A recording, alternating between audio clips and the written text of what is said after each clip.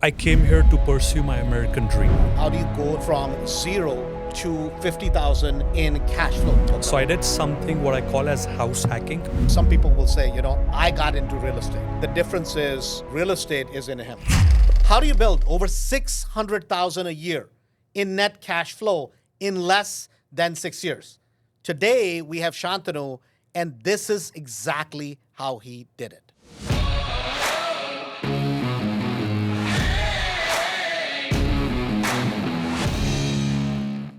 So Shantanu, let's start with kind of the beginning. Sure. Briefly, what was your background before you got into real estate? I was a technology professional. Okay. So Andrew, I did my MBA and a MHA from St. Louis in America. I came to America 12 years ago. Okay. I came as on a student visa. Okay. I think I was 10 years late. Obviously I come from India. I have an Indian heritage. I think I was late in America by at least 10 years. Typically, a person would come as a student at the age of 17, 18. I came at 27. You came at 27. Correct. So you come to America and you wanted to be in technology, Yes. right? So at the time, obviously, like most Indian immigrants, like a lot of them, especially either technology or doctors, you came here with a job. I mean, to get a job, obviously. I came here to pursue my American dream. Right. Which is get education and then get a good job. Correct. Okay. And you had a fairly decent job. Yes. The last job I had was paying me pretty well. Pretty well. Okay, good. So then why would you want to get into real estate? Was this like, I'm going to go into real estate full time, or did you start kind of part time and then make the transition? So I started in 2018. Okay. Obviously, as a side, I had a W-2 job. Okay. I got married 6 months before that. Okay. So I did something what I call as house hacking. So I did my first house hack in Elmwood Park, Illinois. Bought a 4-unit, lived in one, rented out 3, and then added a 5th unit. Okay. So basically, this is suburbs of Chicago that Correct. people may not be familiar. And this would be a suburb, nice suburb of Chicago. Yes. And you bought a 4-unit Correct. as a house hack. So you got a loan, 3.5% down. You buy the property. You add a 5th unit to it, Correct. increase the value, Correct. meaning not because you wanted to sell it, because it just increased your cash flow. Correct. Okay. And so in this podcast, we're going to talk about kind of scaling. Sure. Right? In a short amount of time, how do you go literally from 0 to 50,000 in cash flow? Net cash flow we're talking about, not gross, right? Sure. And so the first was a house hack. Correct. Now, at that time, you didn't have any very sophisticated techniques, Not at all. right? Okay. So you get the idea of doing a house hack. And then what did you do for property number 2? So the second property was a burr. That was exactly what, 257 model that you teach to all of us in Mastery. So what, for people who may not be familiar with 257, what is that? That's a secret. It's 2 years. In 2 years, how do you buy 5 properties and get them all paid off in 7? Okay. So 2 years, 5 properties, get them all paid off in 7. Correct. Now, what you're doing, you're just doing basically that same exact thing, just at a hyperdrive, right? Yes. Just at a lot more accelerated pace. Correct. Okay. So let me ask you this, right? A lot of people are they have some sort of a job, they have some sort of a profession. You were making good money, right? Your wife was working also. She's still working. She's still working, right? Sure. So what was the drive that, hey, I'm going to do real estate and then I'm going to scale up? Where does that drive come from? Obviously, my immigrant, background. When I came to America, I was always, under the insecurity that, hey, I'm 10 years late. So now I have to be hyper-focused on everything I do. I believe that, how you do something in life is how you do everything, right? So I think it comes from hard work, dedication. I do not give up. Giving up is not in my blood. Right. No, Right. giving up is not. I mean, I think one of the biggest strengths you have is that giving up is not in your vocabulary. Correct. Right. And so you'll just go at it over and over and over, whatever it takes. And even if you're uncomfortable, you'll still keep doing it. Correct. Right. So was this the Shantanu that I know today? Right. Was this always this way, even in high school, even earlier, or this is somewhere you adopted this type of a mindset? I think during my journey to America, this is something that I learned from, because I tried each year from India, from the age of 18 through 27. Hey, how do I go to America? What programs do I need to attend? What classes do I need to take, right? So it came from hustling, hustling, hustling, and hustling. Okay, got it. So basically, and then you come here, you start doing your basic house hacks, right? Correct. How many house hacks did you do to begin with? So I did 3 house hacks. Three house hacks. 2018, 4 unit, 2019, 4 unit, and 2020, another 4 unit. Okay. So basically, you're like, okay, I got one thing that works, and then you kind of stuck with that particular model for a little Correct. bit. Okay. And then at the same time, you're going out looking at a lot of different things in terms of education, real estate, all that kind of stuff at the time. Then you end up at one of the 3-day events. Correct. I think this was October 2018. Yeah. October 2018. Correct. Okay. So at that time, what I was saying was that you can build a lot of cash flow in a very short period of time, and you can have $400, $500, $600 cash flow per door, right? Per door, not just, and you can have a ton of equity. Did that whole idea make sense to you? At the time, no. I'll be honest. I was very skeptical, because Why? I think owning 100, 200, 300 doors seemed like a big dream, right? I did not know that, whatever you're talking about is true or not. And so it took me some time to, do some research, follow certain people, get to talk to them, and then join Mastery. Got it. So now you had gone to a lot of other things, right? Sure. Because you're just that type of person. What do you think separates what we do versus there's a lot of gurus in the space, right? They're talking about a lot of different things, right? And not that anything is right, wrong, indifferent, but why did you choose to come around this type of mindset of the whole idea of 2, 5, 7, 2 years, 5 properties, pay them off in 7 rather than chasing something else? See, I think, Andrew, you as a person, you are somebody who walks the talk and talks the walk. Okay. Correct? You're not just a person who's selling a program. You're a person who invests in, same asset class that you teach, thousands of people at the 3-day and then at the Mastery. Okay. So basically that we were living the message and not just talking about it. That Correct. made sense to you. Correct. That made sense. And then, when I could do my research that, hey, who owns this property? Is it Sure. one of, Andrew Holmes or his business partners? Sure. So that kind of told me that, hey, you cannot have, one or two, things. These are a lot of assets. Got it. In a small market. Sure.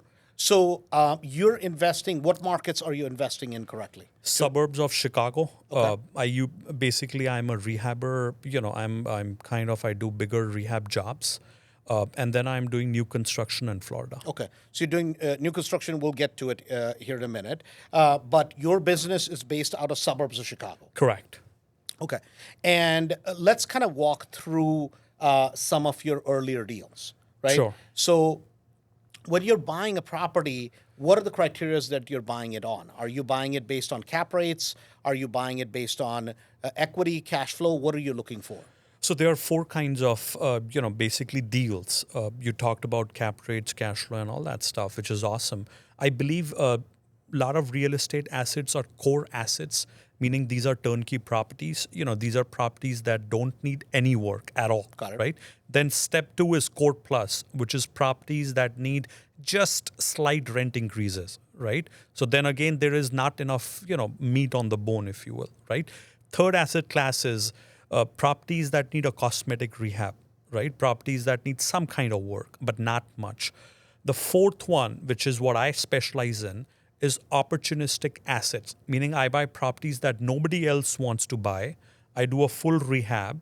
I buy properties for anywhere from 30 to 40 to 50 cents on the dollar, correct? And I can get all my money out and some. Okay. So let's kind of break that down a little bit because I think for people who you're using kind of industry terminology, right?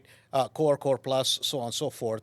So basically, one is going to be a turnkey asset. Correct. Where you don't need to do any work. At all. Number 2 is going to be something that's almost turnkey. Correct. Maybe a coat of paint or something, maybe throw in appliances and rent it out. And then rent it you out. do rent increases and so on and so forth. Correct. Right? But you're really going down deep where you're saying, hey, I am okay buying a property which may not be in a great condition, Correct. but I can bring it back online by doing all the work, getting it back into fantastic condition, and then I am adding value. So it would be a significant value add. And then on the back end, not only do you get a huge appraisal, but your rents go through the roof. Correct. Okay.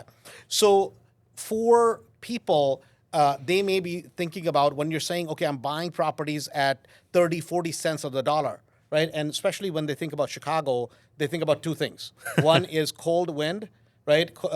And the next thing is crime, Sure. right? Are you buying in? So we define areas as 4 areas: A, B, C, and D.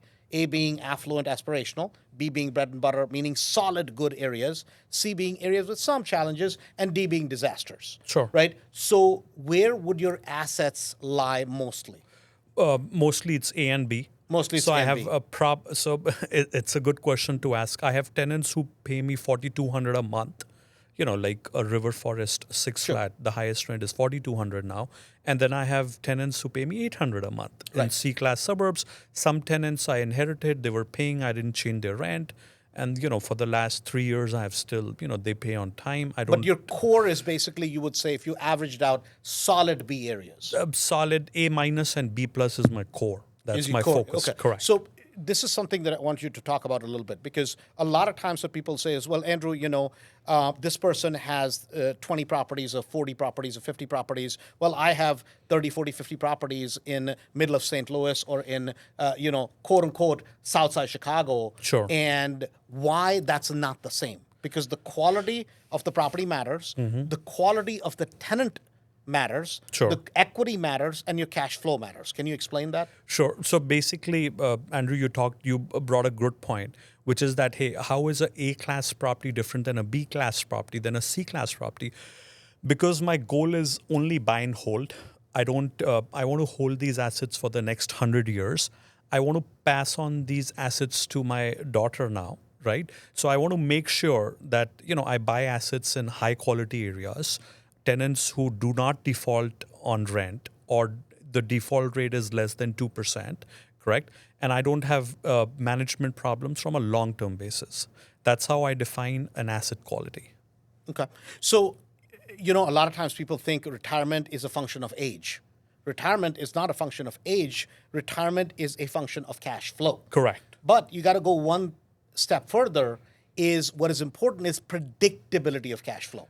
Correct. Right? Because there are people we know where they're like, oh yeah, I have 50 properties, 60 properties, and they're broke landlords. Sure. Right? Because why? Because they have properties in poor quality areas with poor quality pool of tenants, right? And so challenging areas with challenging tenants that always have challenges means you're going to have a challenge collecting your rent. Correct. Right? And that is something that it becomes very critical to understand, that the property Shantanu is talking about are good quality, stable areas, stable tenants, where you have rent growth, where you have property growth. Because in Chicago, we don't see kind of the explosive escalation of pricing, right? Correct. Like you may see in California, you may see in Vegas, you may see in Miami. That's not the Chicago market. Correct. Chicago is a very blue city. Right. Blue city not only in terms of the politics, but blue city in terms of there's a big blue collar Population. tenant population, and I think the laws are not landlord friendly. So let's kind of go there, right? Because a lot of times we hear this all the time, right? Sure. If people have listened to any of the national, thing, oh my God, I'm going to only invest in states that are very, and generally they're going to be Republican states, Texas. right? The Texas of the world, the Floridas of the world. Florida, the Arizona, the Indianas, the, generally more conservative Sure. states, right?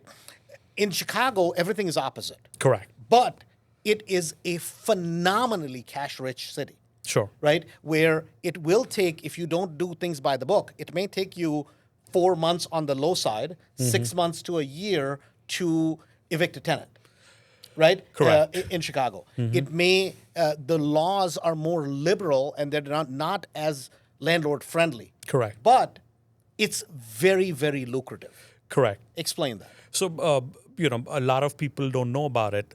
In America, if you look at numbers, the largest Section 8, kind of body in America, not just in the Midwest, is Chicago Housing Authority. Right. They have millions and millions of dollars. So that is one strategy. Second strategy is when a tenant doesn't pay, you kind of work with them proactively, offer them cash or fees so that you don't have to go through a 6 months or a 4 month long eviction process, correct?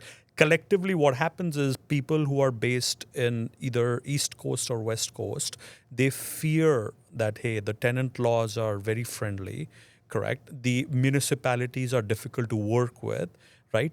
And then they are not able to leverage the cash flow, kind of thing that we have in Chicago. So the biggest issue is this: like when you take a place like Chicago, and when we're talking about Chicago, we're talking about Chicago land, Correct. which is a population in the metro area of about 9 million, give or take, right? And so it's Chicago is the city of Chicago, which is about 1.5 million, and then you have rest of the Chicago land area, Correct. right, which is much greater than Chicago. Correct. And the unique thing about being in a market like Chicago, like if I take, say, Houston, Dallas, Nashville, lots of parts of Florida, Alabama, North Carolina, South Carolina, what happens is the hedge funds went there. Why?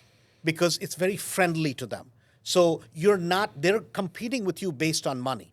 And you're not going to outspend a big, large hedge fund that have billions and billions of coffers. In a place like Chicago, you can be a much more strategic, and if you know how to work the system and you know how to buy properties, you have no competition. Correct. Right? Which a lot of times people don't understand. Generically, they're like, oh my God, yes, the landlord laws are tougher, but guess what is very high?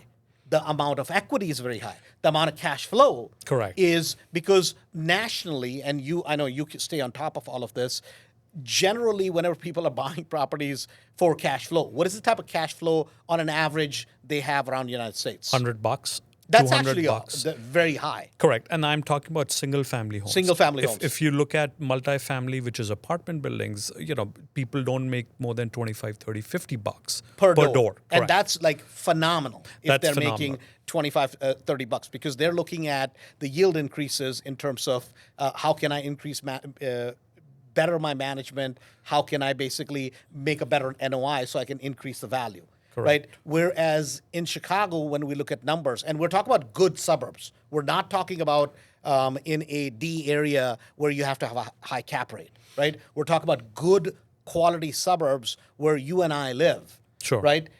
In those areas, what are the cash flows you're talking about on an average? So long-term rental cash flow is minimum $600. For you, it's $600 Correct. minimum. At the long-term, a kind of rental, right? I started doing mid-term rentals and short-term rentals. Have close to 10 now, which is online. So the cash flow is much higher for STRs and MTRs. And MTRs. So MTRs and STRs, short-term rentals and mid-term rentals is much. But for a long-term rental, and long-term rental, the way we consider it generally is 2 years or more. Obviously, a 1-year lease is considered a long-term rental, but the way we look at it, is that how you look at it also, is 2 years or more generally? Correct. I mean, usually I have some tenants who have been staying for the last 6 years. Right. Correct. So I prefer a tenant doesn't move. Right. So that I have, Rental less stability. vacancy. Correct. Rental stability, right. So, but your cash flow per property, when I average it out, right, and obviously some are going to be a little bit less, some are going to be a little bit more, is somewhere around about $600 is what? 600 to 700. Yes. 600 to 700. So the basic criteria we use within Mastery, right, is a minimum 450 net after. And now, mind you, somebody's going to listen to this like, but Andrew, Shantanu, you bought the properties in 2019, 20, 21, 22. How about in 23 and 24? Same thing. Andrew, I've always been good at acquisitions. So I always go full force in acquisitions. Okay. Right. So I want to kind of go there with it now, right? That when you started in 2019, right, compared to today, Sure. right, the market was different than it is today. Like in 18, 19, now looking back, every property you should have bought. I should have bought. Right, every Yes. property. I should have bought every property. We didn't because you don't know the future. Looking back, it's easy to say, oh, I should have done this. But where did you start finding properties when you started? And where are you finding properties today? Because that's one of the biggest things that I hear all the time. Like, Andrew, oh, it works for you. Oh, it works for Sean. Oh, it works for that guy. I can't find properties. Where did you start at that time, and where are you finding properties today? So when I started, it was MLS because that's kind of the holy grail of you buying any property in America, right? Then I realized that 2018, 19, 20, 21 market shifted, and market is still shifting. That's where I focused on off market. Now, when I say off market, I'm talking about door knocking. I'm talking about cold calling. I'm talking about targeting expired MLS listings, cancel listings, and going and talking to sellers directly. Okay. So, and I'm going to say this for people who don't know this, they don't know you, they may not know me, but I'm going to say this. I mean, you're cheap, right? You're as tight as they come. Sure. Right? And I mean, we laugh about it all the time, but a lot of times you're finding a lot of deals, and people think you have to spend a lot of money to find great deals. Sure. You don't spend a dime. I spend less than most people. Less than Yes. most. Okay. So you're not necessarily doing mailings. You may have done some, but you're not necessarily doing a lot of mailings. You're not doing big TV ads. You're not spending a lot of money in general to find these properties. Correct. Are you doing a lot of this hustling? Yes, mostly it's me. This year, I'm building up a team of virtual assistants to cold call motivated sellers. Okay. So it's a very target. I'm not starting a wholesaling business because that's not my focus. Got it. I want to be laser focused in what I do. I just want to target motivated landlords that have problem tenants, landlords that are pretty close to retirement, so that I can buy their properties at a discount. Okay. So let's make that transition, Sure. right? Because a lot of times today, you talk about buying 6-unit, 8-unit, 12-unit buildings, right? Correct. But your base, what people don't understand, so a lot of times what happens is people will look at a great basketball player, great baseball player, doesn't matter what sport or what a great musician, they're like, oh my God, I want to do what he's doing. But, to fly a 777, you start with what? You start with a little trainer airplane, right? Today, that person can do certain things. But guess what? That's not where they started. They built up the stamina, they built up a skill set. Now you can kind of fasten that learning curve, but you have to start with the basics. A lot of times, Shantanu, and this is something that is important, a lot of times people will hear someone like Grant Cardone, right? Sure. Talk about, oh man, it's stupid, dude. Nobody should buy a building less than 32 units, right? It's dumb. Why would you do that? That's bullshit. Who saves money? Oh, stupid people save money. What is your opinion? I mean, and you're laughing about it, but this is, I mean, I would listen to this kind of nonsense at one time in my life, and I Sure. would believe this shit, right? I literally would believe this shit because, oh yeah, Grant Cardone said this, so it's got to be true. He's supposedly supposedly a billionaire. Now he's the 15 billion, whatever the crazy numbers he throws out. But when we're naive, when we're young, we believe these things. Sure. Why is that dangerous? Very dangerous because a lot of things go into being what Grant Cardone is. Not everybody can be Grant Cardone, correct? What I am good at is probably something that only I know and I can control. So I try to now be in my lane, right? If I am not a speaker, I should not be basically trying to replicate what Grant Cardone is. So if somebody wants to build up and do kind of, forget about the scale of buying 200 units at a time, and that's a different scale, right? But somebody says, hey man, it's exciting. Like you bought a property, $600,000-700,000. Correct. Then you did in River Forest, right? Correct. And then you did another what, 300,000 in rehab on that property? No, close to 500. 500,000. Correct. Right. So you bought it for about 600 some. You did about 500 in rehab. Correct. And then what was the back end value? 2.6. 2.6 We just million. closed the back end appraisal. Okay. So 2.6 million. Correct. Right? And a lot of times people will listen to that. Like, Andrew, that's what I want to do. I'm like, listen, I understand. Right. And I want to grow taller. Right. Actually, most people are not going to get taller, but you can certainly get to that point that you can do that. But there is a process. Without doing the smaller units, Sure. right? Meaning doing the house hack, then start building, you're cutting your teeth, rehabbing the single families, running into problems, having issues. Could you have ever pulled off this property? No, I would not have. Nope. You always start small learn from your mistakes on smaller projects so that you don't lose a lot of money. And then you try to follow the same strategy on bigger deals. Right. So I want to kind of, and this is something, guys, really, really important if you're listening to this, please, right? Nobody's saying you can't do bigger stuff.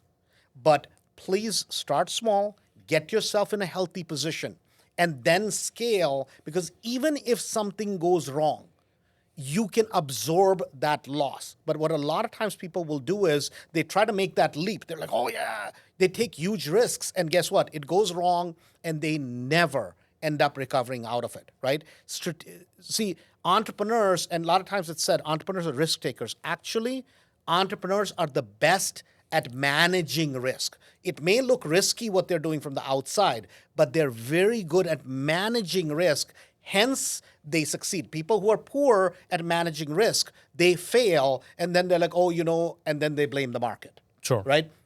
So I want to make a little bit of a transition, right? About 3 years ago, right, we all, as a part of Mastery Elite, we went to Florida. Right? Correct. And at the time, we're like, hey, man, maybe we can build a lot of properties and scale. Sure. Right? There's a huge opportunity, but the Florida market is different. Correct. I mean, it's just a different market compared to Chicago. Sure. Right? And in Florida, you started doing a lot of building, right? You have a bunch of properties up over there that you're renting out today. Correct. Right? Temporarily, you're holding from building more in Florida. I'm holding from building more in Florida. Sure. Because now looking back, what we realize is before we went to Florida, Chicago market was lucrative, and in fact, more lucrative than Florida.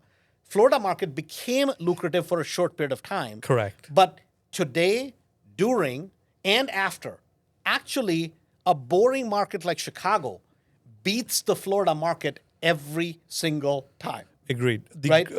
I don't know if you have heard about a saying in America, grass always looks greener on the other side. Right. Right? That's exactly what happened 3 years ago. Now, having said that, I don't think I did a mistake. I think we all of us, build a lot of houses for rentals, which I think over a period of time would appreciate in the long term. In the short to medium term, obviously there's more supply, as we know. And there's always, a certain tenant pool that you're looking for. Because the market turned Correct. in Florida, right? I correct. mean, when 2.5 years ago, when we went to Florida, you literally couldn't, within a 70-mile radius, right, of the Punta Gorda area, you couldn't even find a single hotel room. You couldn't find a single Airbnb. Correct. Right? Yet, because of the boom during Corona, everybody moving down there, there was immense amount of building, and building always runs on a 2-year backlog, Sure. right? So suddenly, by the time Corona is kind of tapering down, all these properties are coming out of the ground. And now you have overabundance. But at the time, if you remember, Luke, a lot of people were friends with a lot of people from Mastery. They're like, man, why aren't you guys building a subdivision? Why aren't you guys building? We should build something bigger. And my point at the time was, I'm like, guys, listen, for all of us, if we build 4, 5, 6, 8, 10 houses, even if they get stuck, it's okay. We can all absorb that. We can continue to own them, rent the bloody things out. It's no big deal. But if you open up a subdivision, 200, 300, 400 homes, which we could have done as a group, we could have easily done that. But you realize today we would all be in a world of hurt if we had done that? Correct. See, bigger projects come with bigger risk. Now, what differentiates naive from a pro is that, hey, the pro knows how to manage the risk on a bigger scale. Right. So what we did is we started small. We got the experience. We got some, something to our name in terms of new construction in Florida. Now, if the opportunity arises in the future to build a bigger, then, obviously we will be able to take it on. Scale it to the next level, because, I mean, every single thing we had a problem, from getting basic Permits. concrete to permits to block to trusses to windows to, I mean, all these things, right? And it's a whole, just because you are good at one thing doesn't mean just something, just a little bit different, right? Which is, we can do a lot of projects, rehabs at a time, 10, 15, 20 rehabs at a time, not even have to show up at the rehab. But guess what? New construction is not the same. That's another different skill set, different set of different geography, different set of people, different way of working, different rules that you have to work with, different type of construction. And this becomes really, really, really important, that just because you're good at one thing does not equate to translating that same thing into something very, very different. So I want to talk about the next part of it, which is the style of building that you have, meaning the way you've built your portfolio, Sure. right, of going from 0 to 50,000 cash flow, right, is a little bit different than how a lot of multifamily folks do it with the syndication model. Correct. Right? Because, I mean, today, how many units you have total? 118. 118 I units. just closed on an 8-unit building in Oak Park. So 118 units today. Correct. Right? Yet, if you talk to somebody who's a multifamily operator, right? We know a lot of them. They're like, man, oh yeah, we got 1,500, 2,000, 4,000, 8,000. The numbers that they throw out, I can't even count that far. Sure. Yet, I would be willing to take a bet with any one of them that I compare your net worth and I compare your cash flow, meaning for you and your family, not the whole thing, right? For you and your family, it'll be 10, if not 100 times higher than 99.9% of them. Correct. So can you explain what is the difference between a syndication model versus the way you're building it? So a syndication model is basically you have a general partner who's basically the working partner.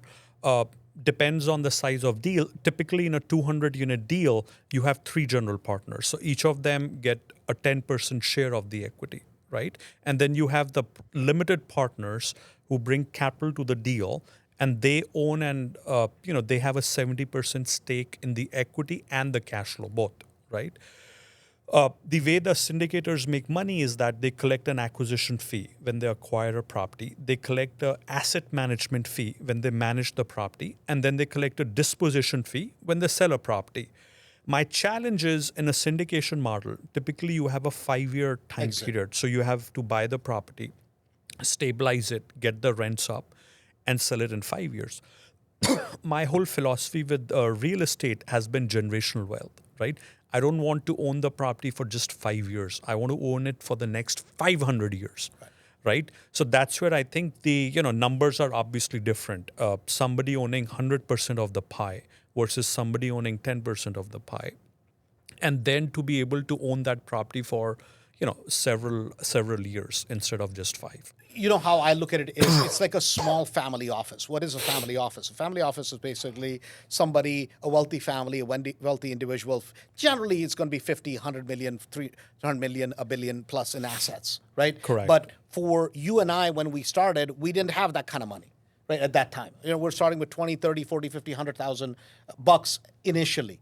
And Sure. then we're trying to grow it to a 50, 60, 100, $200 million Portfolio. asset that our families own. Sure. But then you own it whole and soul. Correct. Right? There's nobody, and a lot of times people get confused in terms of the number of transactions or the number of units versus net worth and net cash flow.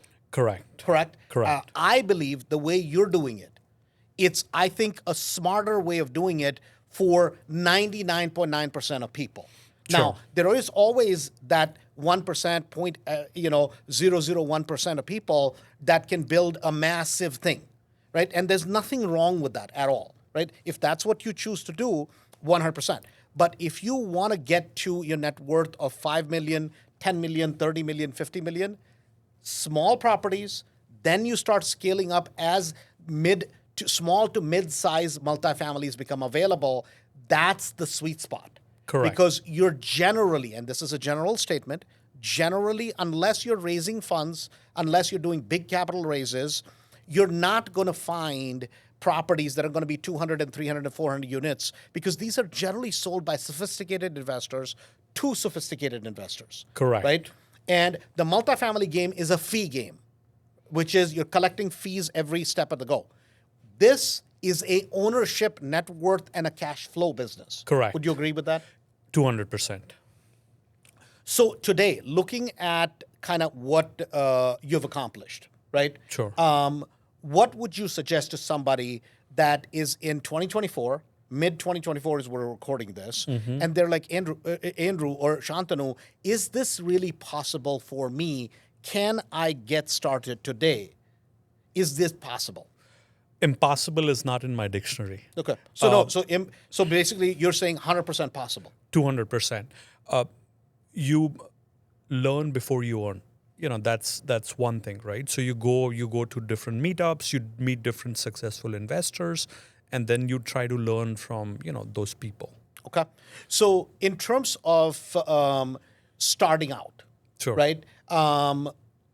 Where should somebody start looking for properties when they're brand new? I think you start with MLS because MLS gives you a lot of exposure. MLS has a lot of listings. You look at properties that have not been sold for the last 6 months. You try to call the agent, offer them dual commission, and try to get properties that way.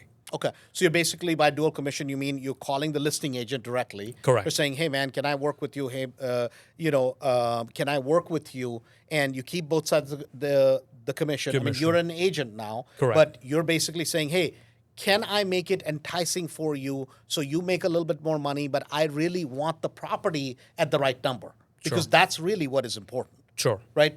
So here's the thing. You go from doing smaller deals, right, that are basically house hacks, to more single families, then 2 units, 4 units, so on and so forth. You're buying a mix of them. It's not like you're just buying multis. You're buying a mix. If it's a good deal, makes cash flow, has a lot of equity, you're buying. Correct? Correct. Okay. See, for me, it's not single family versus multifamily. For me, it's how cheap can I buy a property? What is the asset worth at the back end? Whether it's any kind of asset class, what is it worth? Is it worth 1 million, 2 million, 3 million? And what is the price I can pay for it today? Right. So as long as you get exceptionally good deals, you're buying. That's really what you're looking for. Correct. Okay. So the question is this. Initially, you had saved up some money, right? I've always said this. You're the tightest guy with money I know, right? I mean, you're not the type of person who's going to go spend money. Sure. Right? I mean, he's being polite about that, right? I mean, I don't know if it's in the Indian blood or whatever it is, but you're an exception. I mean, you're certainly on the extreme of that. But so you've used your money very prudently. Sure. To grow, okay? But to buy these properties, man, even on the front end, right? Not only do you need some private money, maybe hard money, combine that. How are you recycling the money and creating additional money from equity? Can you take one deal and maybe walk me through it? Sure. So I bought my first BRRRR strategy with using the 257 model. I bought it for 95. I put 15,000 into it. Now, Rehab. This was correct. This did not need a lot of work. This was a MLS deal.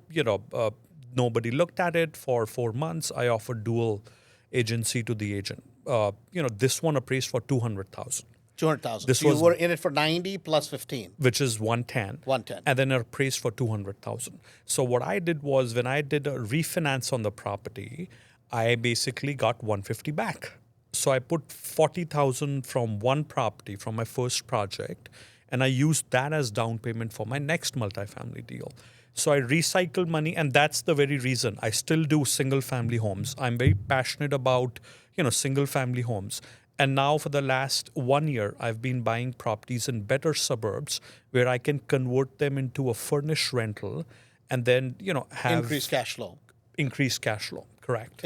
So, and the same thing, the multi-unit property we were talking about, the big property you bought, it's exact same thing.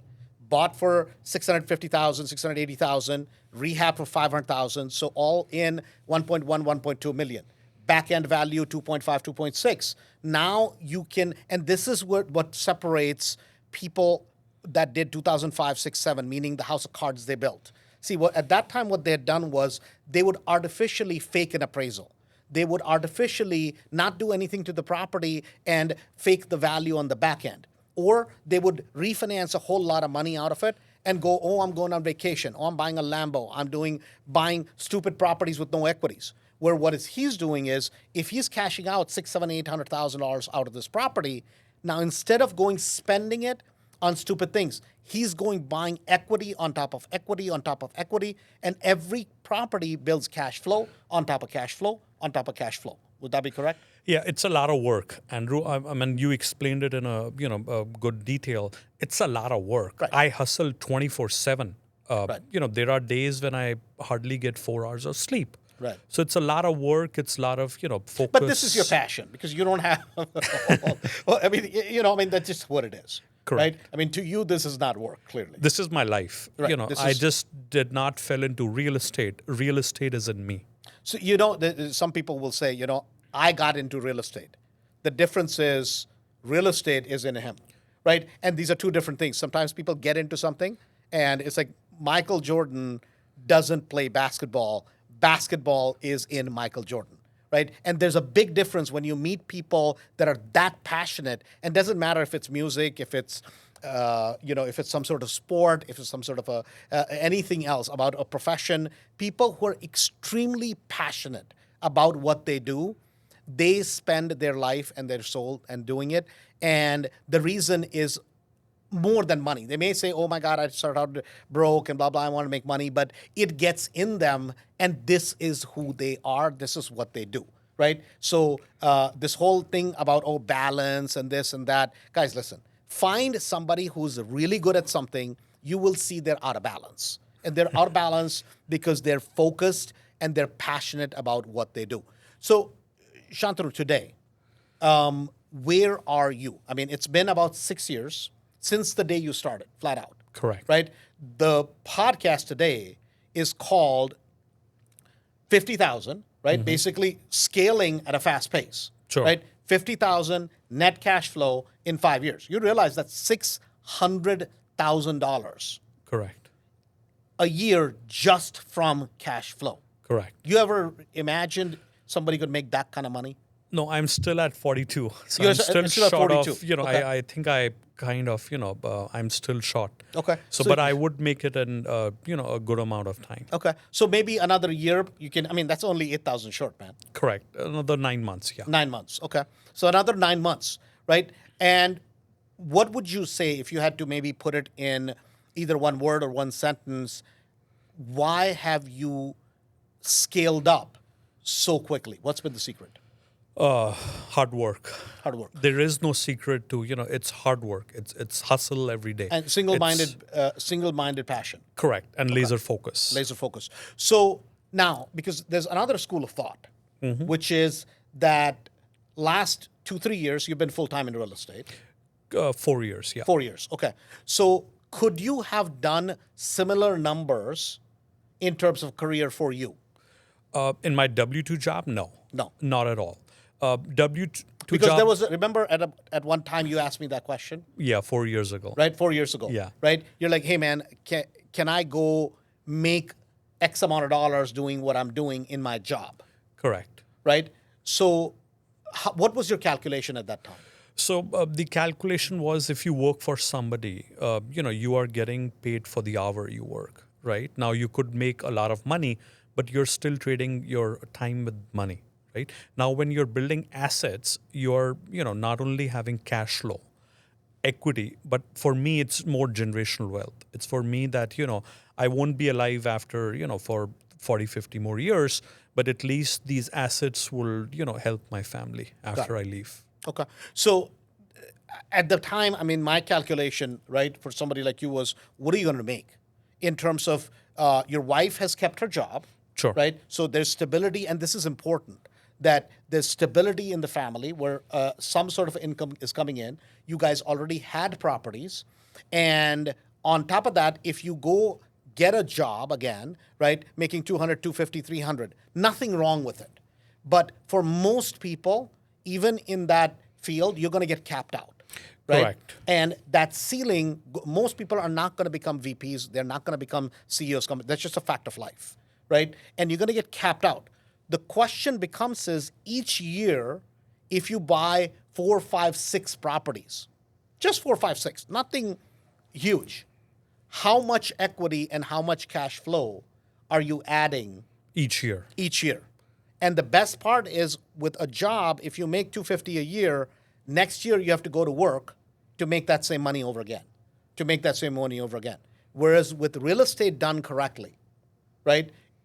What happens is whatever you do this year, you realize today is the poorest you ever will be. Sure. Because tomorrow it's more, Correct. it's more and more. And each year you stack on top of it and on top of it and you keep growing. Yes. So, Shantanu, this has been an absolute pleasure. Anybody that gets to meet you, talk to you, as much as I pick on you, I think genuinely what you've done, it's a true inspiration, right? And your hard work and your success speaks for itself. Thanks, Andrew. So, guys, having said that, if you hear this, Shantanu, please reach out, congratulate him, because genuinely we have to look at people's passion. We have to look at what they do correctly, and hopefully we all can learn from it. And the whole point of this particular show, which is Cashflow for Life, is not just for you to be a passive listener, but for you to let's learn, let's grow together, and let's better our lives. And hopefully we'll leave the world when you're gone, you and I, in a better position, especially that should happen for you and your family.